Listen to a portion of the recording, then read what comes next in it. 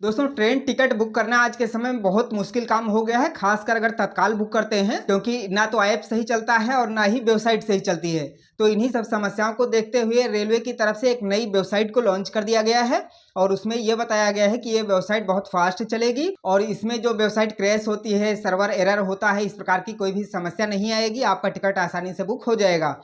तो finally railway ने अपनी इस नई वेबसाइट को लॉन्च कर दिया है। तो आज हम देखने वाले हैं कि आखिर नई वाली वेबसाइट का इंटरफेस कैसा है, कैसे आप उसे सर्च कर सकते हैं और कैसे आप वहां पर लॉगिन करके अपना टिकट बुक कर सकते हैं। वीडियो शुरू करने से पहले अगर आप चैनल पर नए हैं तो चैनल को सब्सक्राइब करके बेल आइकन को ऑल पर सेट करके जरूर रखिएगा। तो चलिए मैं अपने फोन की स्क्रीन ऑन कर लेता हूं और आपको लाइव में पूरा प्रोसेस दिखाता हूं। तो ये मैंने अपने फोन की स्क्रीन ऑन कर ली है। यहाँ पर सबसे पहले ब्राउजर ओपन करेंगे और यहाँ पर आपको टाइप करना है IRCTC, यानी कि आपकी जो पुरानी वाली वेबसाइट थी उसी को आपको सर्च कर लेना है और वहीं से आप नई वाली पे रिडायरेक्ट हो जाएंगे। तो चलिए मैं यहाँ पर टाइप करता हूँ। ये मैंने टाइप कर लिया है IRCTC, इसको सर्च करते हैं और देखिए सबसे ऊपर ही वेबसाइट आ गई है www.irctc.co.in। तो इसी पर क्लिक करेंगे। अब देखिए यहाँ पर आपको अपनी भाषा सेलेक्ट कर लेनी है। तो चलिए मैं इंग्लिश ही रखता हूँ और उसके बाद देखिए वेबसाइट ये ओपन हो गई है और ये वाली जो वेबसाइट है ये पुरानी वाली है। अब आप कहेंगे कि हमें तो नई वाली पे जाना था। तो देखिए यहीं पर ऊपर में एक ऑप्शन मिलता है, ये देख सकते हैं, यहाँ पर न्यू लिखा हुआ है और उसके बाद में explore the beta version of our new website and give your valuable suggestion, यानी कि यहाँ पर जो लिखा हुआ है ना एक्सप्लोर नाउ, तो इसी पर आपको क्लिक कर देना है और नई वाली वेबसाइट पर आप पहुंच जाएंगे। तो चलिए मैं इस पर क्लिक करता हूँ। अब देखिए नई वाली वेबसाइट ओपन हो गई है, ये इसका इंटरफेस है। अब देखिए डेस्कटॉप साइट पर करेंगे तो थोड़ा सा इंटरफेस इसका चेंज हो जाएगा। अभी मैं नॉर्मल फोन वाले वर्जन पर हूँ तो इसलिए ऐसा आ रहा है। अब देखिए यहाँ पर कई सारी चीजें हैं, चेक PNR स्टेटस है, ट्रेन शेड्यूल है और उसके अलावा ऊपर में ट्रेन सर्च करेंगे तो इस प्रकार से सारी जानकारी यहाँ पर दी गई है। तो अब यहाँ पर सबसे पहले तो आपको लॉगिन करना है। तो चलिए मैं लॉगिन करता हूँ। तो लॉगिन पर क्लिक करेंगे और हाँ, यहाँ पर लॉगिन बहुत फास्ट होता है। आपको बस अपना यूजर नेम डालना है, पासवर्ड डालना है और लॉगिन पर क्लिक कर देना है। यहाँ पर कोई भी कैप्चा आपसे नहीं मांगा जाएगा, तो ये एक बहुत अच्छी बात है। तो चलिए मैं लॉगिन कर लेता हूँ। तो देखिए ये मैं लॉगिन हो चुका हूँ, ऊपर में मेरा यूजर नेम दिखाया जा रहा है और उसके बाद में फ्रॉम और टू, यहाँ पर आपको अपना डेस्टिनेशन डालना है टिकट बुक करने के लिए। तो चलिए मैं आपको दिखाता हूँ। तो यहाँ पर एग्जांपल के लिए मैं कोई सिटी डाल लेता हूँ। चलिए मैं अहमदाबाद डालता हूँ, इसका कोड है ADI अहमदाबाद जंक्शन। तो इस पर क्लिक करेंगे। उसके बाद में टू में हम लखनऊ ले लेते हैं, LKO। आप चाहें तो पूरा नाम भी डाल सकते हैं, लेकिन मैं शॉर्ट कोड मुझे मालूम है तो इसलिए मैंने कोड डाल दिया। उसके बाद में डेट सेलेक्ट करेंगे तो कैलेंडर पर क्लिक करेंगे बगल में और देखिए कैलेंडर ओपन हो गया है। यहाँ से आपको कोई भी डेट एक ले लेनी है। तो देखिए सितंबर तक का टिकट बुक हो रहा है।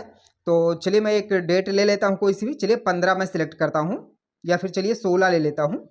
और उसके बाद में कोटा में आप जनरल रखेंगे या तत्काल, जैसा आपको चाहिए वो आप ले सकते हैं। कंसेशन में अगर कोई छूट की कैटेगरी में आते हैं तो उसको सेलेक्ट करेंगे, वरना रहने देंगे।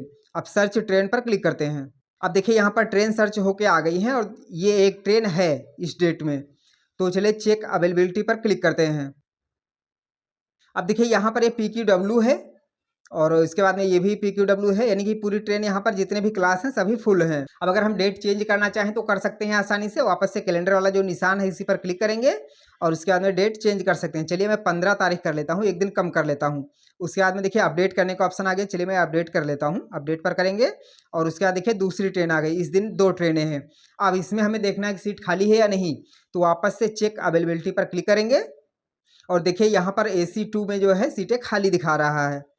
और उसके बाद में थर्ड में देखिए PQW है, स्लीपर भी खाली नहीं है। चलिए दूसरी वाली ट्रेन देखते हैं। अब यहाँ पर देखिए चेक अवेलेबिलिटी करेंगे।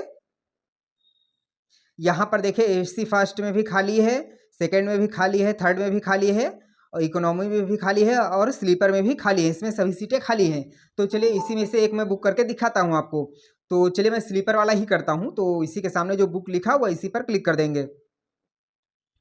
अब देखिए यहाँ पर डिटेल डालने का ऑप्शन आ गया है। ऊपर आपकी ट्रेन की जानकारी है, इस पर क्लिक करके एरो पर आप देख सकते हैं पूरा रूट इसका दिखाएगा कि कहाँ कहाँ से होके जा रही है ट्रेन। तो ये एक बहुत अच्छी बात है।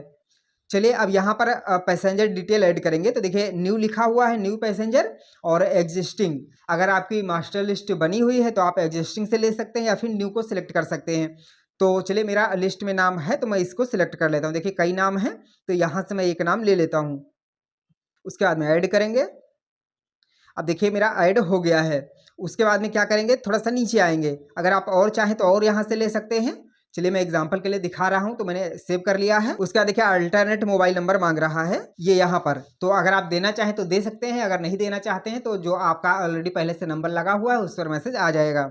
उसके बाद देखिए नीचे है, यहाँ पर दिखा रहा है कंसाइडर फॉर ऑटो अपग्रेशन, इसको आप टिक कर सकते हैं। खास कर ये तब के लिए होता है जब आप वेटिंग में निकाल रहे हो, तो अभी क्योंकि कंफर्म निकाल रहे हैं तो इस पर टिक करना जरूरी नहीं है, लेकिन आप चाहें तो कर सकते हैं। उसके बाद में दूसरा वाला भी इसी कंडीशन में होता है, book only if confirm birth, ये भी तत्काल के लिए ही होता है क्योंकि सीट खाली है तब तो हो ही जाएगा, लेकिन फिर भी आप चाहें तो टिक कर सकते हैं। इससे क्या होगा कि आपका वेटिंग में टिकट नहीं निकलेगा।